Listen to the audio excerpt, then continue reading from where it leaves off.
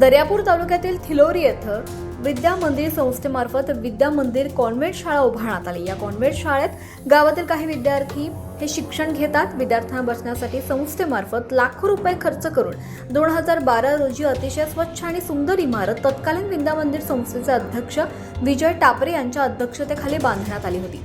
या इमारतीला फक्त आज रोजी 13 वर्षच पूर्ण झालेत, परंतु असं असताना संस्थेचे विद्यमान अध्यक्ष आणि सदस्य प्रशासकीय अधिकाऱ्यांनी संगनमत करत इमारतीतील स्वच्छतालय हे इमारत नादुरुस्त आहे असं सांगत पाडण्यात आलं। त्या ठिकाणी नवीन स्वच्छालय बांधण्यासाठी काम सुरू करण्यात आले। एकीकडे संपूर्ण इमारत बांधण्यासाठी फक्त 13 वर्ष पूर्ण झाले असताना यातील स्वच्छतागृहाची इमारत शिकस्त कशी झाली असा प्रश्न गावकऱ्यांना पडलाय। ही इमारत फक्त कमिशन लादण्याच्या हेतूनं या संस्थेनं पाडून नवीन इमारत बांधण्याचा डाव तर रचला नाही ना, असा गंभीर आरोप आता गावकऱ्यांनी केलाय।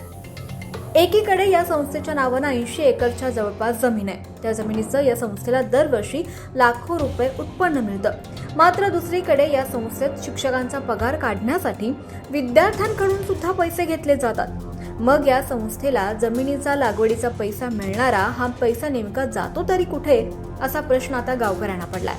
त्यामुळे या गंभीर बाबीची दखल वरिष्ठ पातळीवरील अधिकाऱ्यांनी घ्यावी आणि या संस्थेची तात्काळ चौकशी करावी अशी मागणी ग्रामस्थांनी केली आहे।